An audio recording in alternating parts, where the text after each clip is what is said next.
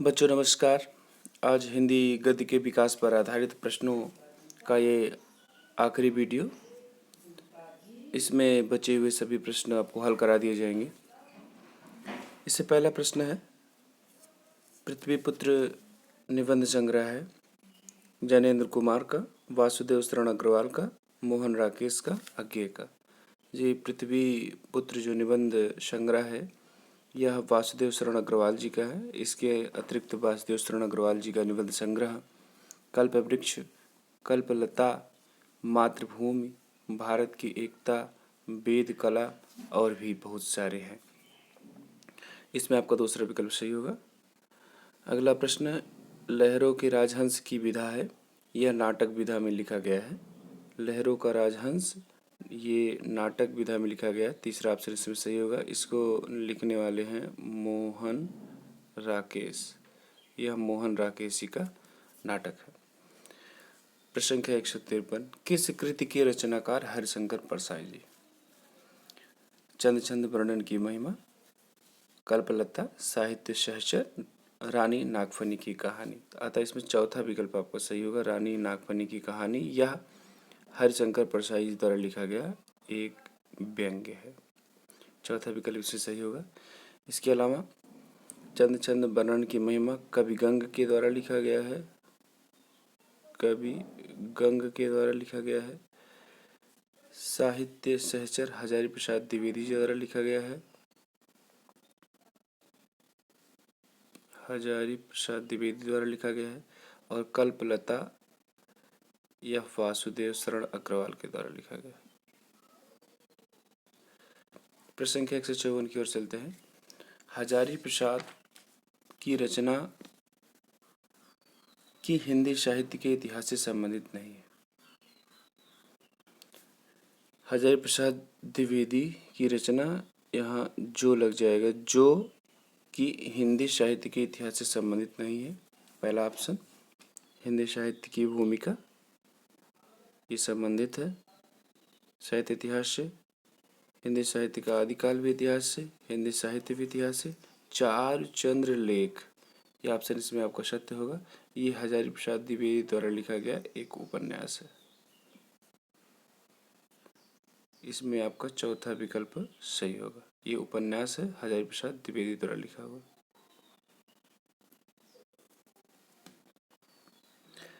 155, साहित्य और समाज निबंध के लेखक हैं।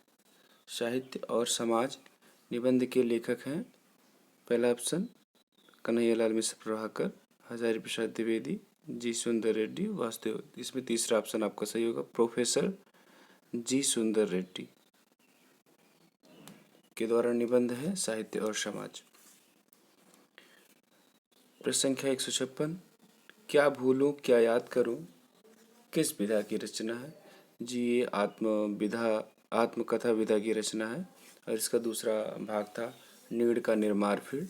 ये हरिवंश राय बच्चन के द्वारा लिखा गया रचना। हरिवंश राय बच्चन। प्रश्न संख्या 57, वीर गाथा काल की प्रमुख विशेषता है। नारी का रूप सौंदर्य चित्रण, प्रकृति चित्रण, युद्धों का सुंदर एवं सजीव चित्रण। तीसरा ऑप्शन इसमें सही है, आश्रयदाताओं की प्रशंसा, युद्धों का सुंदर एवं सजीव चित्रण, वीर रस के साथ श्रृंगार रस का भी वर्णन, डिंगल भाषा का प्रयोग। अतः इसमें तीसरा विकल्प आपको सही होगा। प्रश्न संख्या 158, निम्नलिखित में से कौन प्रेमाश्रयी शाखा के कवि नहीं है? सूरदास ऑप्शन सही होगा, क्योंकि सूरदास कृष्णाश्रयी शाखा के कृष्णाश्रयी शाखा के कवि थे।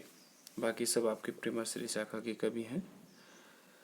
प्रश्न संख्या 159, लक्ष्मीपुरा के लेखक हैं। लक्ष्मीपुरा के लेखक हैं तो लक्ष्मीपुर कन्हैयालाल मिश्र प्रभाकर, रांगे राघव, शिवदान सिंह चौहान, उपेंद्रनाथ अस्क। ये लक्ष्मीपुरा के लेखक शिवदान सिंह चौहान हैं। यह इनके द्वारा लिखा गया रिपोर्ताज है। रिपोर्ताज विधा में लिखा गया है।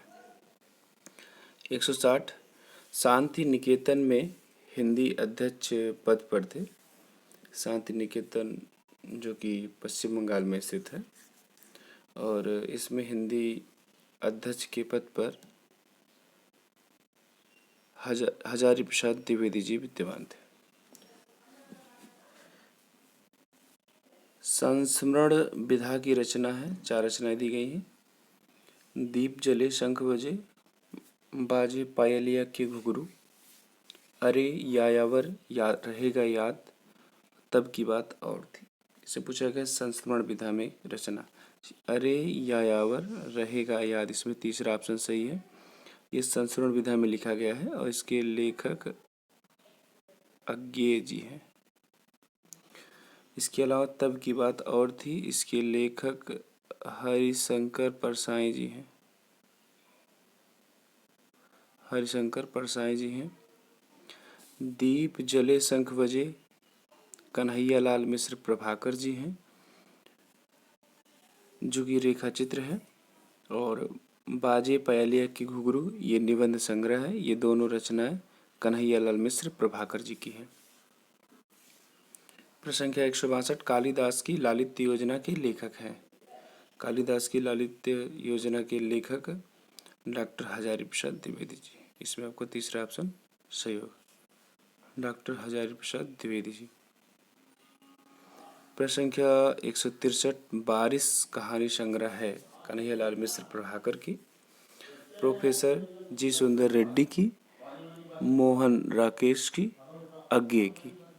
तो वारिस कहानी संग्रह जो है ये मोहन राकेश के द्वारा लिखी गई कहानी है, अतः इसमें आपका चौथा विकल्प सही होगा। आगे हम चलते हैं। 164 हरिशंकर परसाई की रचना है कल्प वृक्ष। ये कल्प वृक्ष हमें इसके पूर्व मैंने बताया था, ये वासुदेव शरण अग्रवाल का निबंध संग्रह है। धरती के फूल ये कन्हैया लाल मिश्र प्रभाकर जी की कहानी है।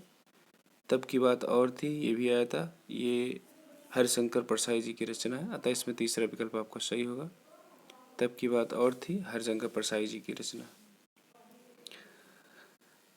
भारत की मौलिक एकता यहाँ की होना चाहिए, भारत की मौलिक एकता।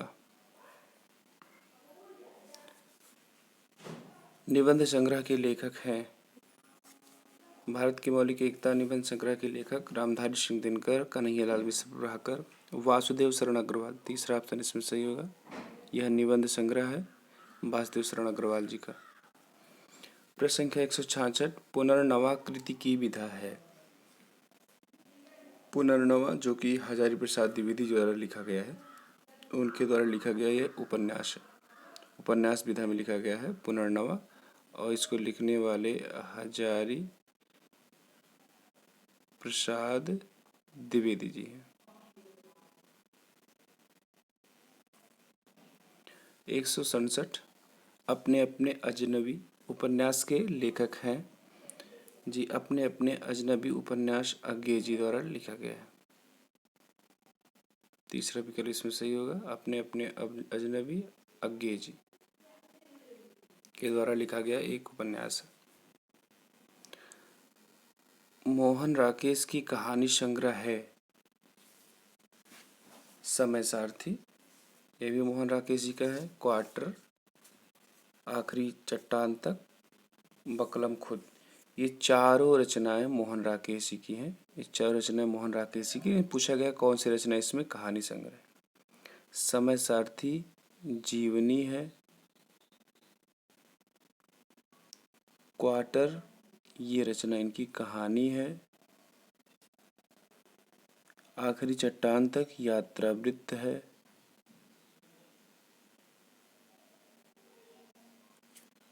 और बकलम खुद ये निबंध है।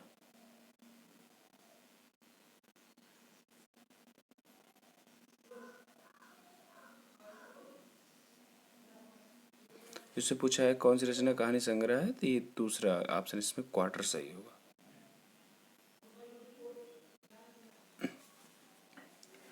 प्रश्न संख्या 159 169 भाषा और आधुनिकता निबंध के रचनाकार हैं।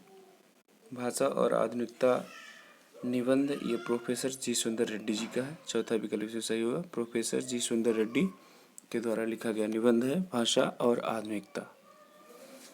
170 सत्यार्थ प्रकाश रचना का संबंध है किस समाज से है? ब्रह्म समाज से, आर्य समाज से, प्रार्थना समाज से। ये सत्यार्थ प्रकाश रचना जो है ये आर्य समाज से संबंधित है। सत्यार्थ प्रकाश जो रचना है इसको लिखने वाले थे दयानंद सरस्वती ने इनको लिखा था 1875 ईस्वी में। 171 फणीश्वर नाथ रेणु की कहानी है पान की बेगम, पद्म सिंह और बिस्कन्या, पाजेब, चीफ की दावत। तो पान की बेगम रचना ये फणीश्वर नाथ रेणु की कहानी है। पहली रचना ही इसमें सही है, ये इनके द्वारा लिखी गई कहानी है। बिस्कन्या पद्म सिंह शर्मा के द्वारा लिखी गई कहानी है। पाजेब जैनेन्द्र कुमार की कहानी है। और चीफ की दावत भीष्म साहनी की कहानी है। भीष्म साहनी की। पान की बेगम फणीश्वर नाथ रेणु की, बिस्कन्या पद्म सिंह शर्मा की, पाजेब जैनेन्द्र कुमार की, चीफ की दावत भीष्म साहनी की कहानी है। 172 बाणभट्ट की आत्मकथा के लेखक है। कई बार यह प्रश्न आया। इसके लेखक हजारी प्रसाद द्विवेदी जी हैं। पहला विकल्प भी इसमें सही है, कई बार रिपीट हुआ है प्रश्न। 173 सरस्वती पत्रिका का प्रकाशन काल है। जिस सरस्वती पत्रिका का जो प्रथम प्रकाशन काल है वो 1900 ईस्वी में है। 1900 ईस्वी में डॉक्टर श्याम सुंदर दास जी ने इसका प्रथम प्रकाशन किया था। 1903 के बाद या 1903 से 1920 तक इसको महावीर प्रसाद द्विवेदी जी ने प्रकाशित किया था। 174 की ओर बढ़ते हैं। जैनेन्द्र कुमार की कहानी है पान की बेगम। अभी पूर्व में बताया कि फणीश्वर नाथ रेणु की कहानी है। और खून का रिश्ता ये भीष्म साहनी की कहानी है। फांसी जैनेन्द्र कुमार की कहानी है। जैनेन्द्र कुमार की कहानी क्या है? फांसी है। अतः इसमें आपका तीसरा विकल्प सही होगा, जैनेन्द्र कुमार की है। और ये फूलों का कुर्ता यशपाल की है। यशपाल की है। पान की बेगम फणीश्वर नाथ रेणु की, खून का रिश्ता भीष्म साहनी की, फांसी जैनेन्द्र कुमार की और फूलों का कुर्ता यशपाल जी की कहानी है।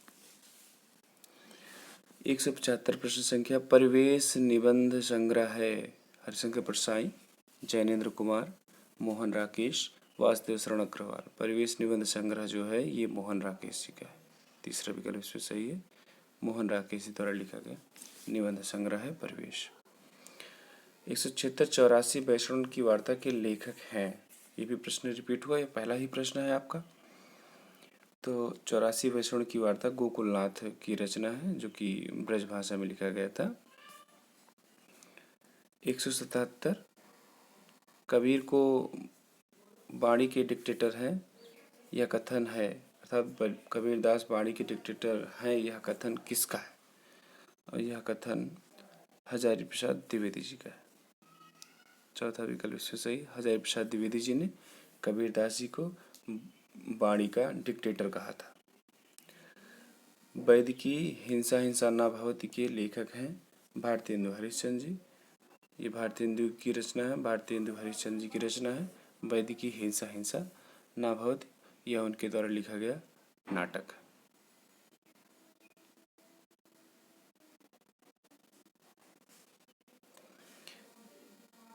एक 179 खड़ी बोली के लेखक चतुष्टय और नायकों में नहीं है।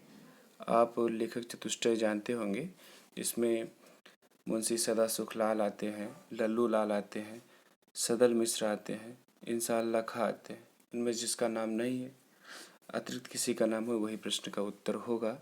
जैसे मुंशी इंशाअल्लाह खां ये आपके चतुष्टय में है, सदा सुखलाल भी चतुष्टय में है, सदल मिश्र भी चतुष्टय में है, लल्लू लाल जी का नाम नहीं है। लल्लू लाल जी चतुष्टय में, उनके स्थान पर नाम यहाँ दिया गया है राजा शिव प्रसाद सितारे हिंद का। यही ऑप्शन सही होगा, ये चतुष्टय में सम्मिलित नहीं थे।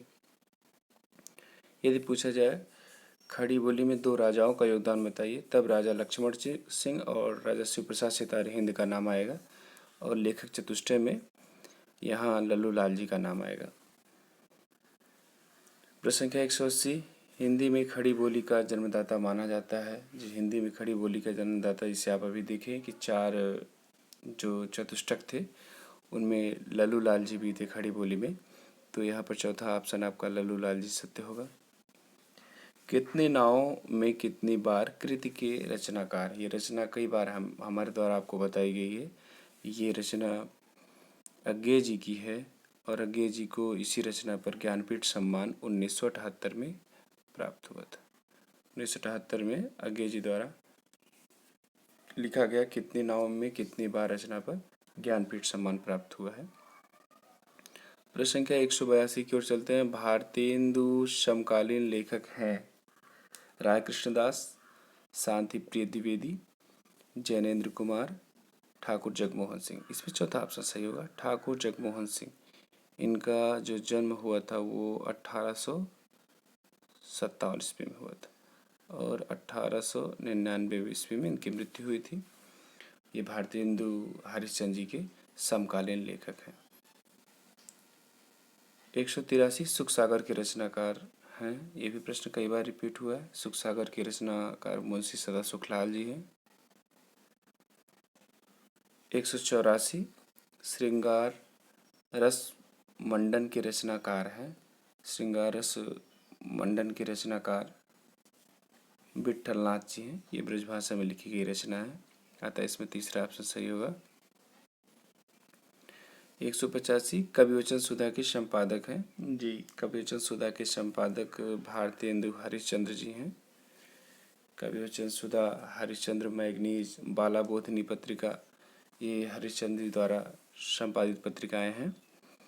कविवचन सुधा ये 1867 ईस्वी में प्रकाशित हुई थी, और इसके संपादक भारतेंदु हरिश्चंद्र जी थे। प्रश्न 186, आखिरी चट्टान किसकी रचना है और कौन सी विधा है। आखिरी चट्टान की विधा यहाँ पूछा जा रहा है। आखिरी चट्टान यात्रा वृत्तांत है मोहन राकेश का। मोहन राकेश जी द्वारा लिखा गया यात्रा वृत्तांत। 167, निबंध प्रौढ़तम स्तर तक पहुंचा द्विवेदी युग में, छायावाद युग में, भारतेंदु युग में, छायावादोत्तर युग में। निबंध का लेखन भारतेंदु युग से ही प्रारंभ हो गया था, लेकिन इसका विकास सबसे ज़्यादा आपके द्विवेदी युग में हुआ, इसलिए इसमें पहला ऑप्शन आपका सही होगा। आज का अंतिम प्रश्न और हिंदी गद्य के विकास पर आधारित प्रश्नों की श्रृंखला का भी आज अंतिम प्रश्न है। हंस पत्रिका के संपादक हैं। हंस पत्रिका के संपादक मुंशी प्रेमचंद्र जी हैं। आपको गद्य से जितने भी संबंधित प्रश्न थे सब हल करा दिए गए हैं। इसके बाद पद्य साहित्य के प्रश्न को हल कराए जाएंगे। आप इन प्रश्नों को अच्छी तरीके से भली भांति नोट कर लीजिए, जिससे इसे दोबारा लिखाने की आवश्यकता ना पड़े। इसी के साथ जो है आज का वीडियो यहीं पर समाप्त होता है। धन्यवाद।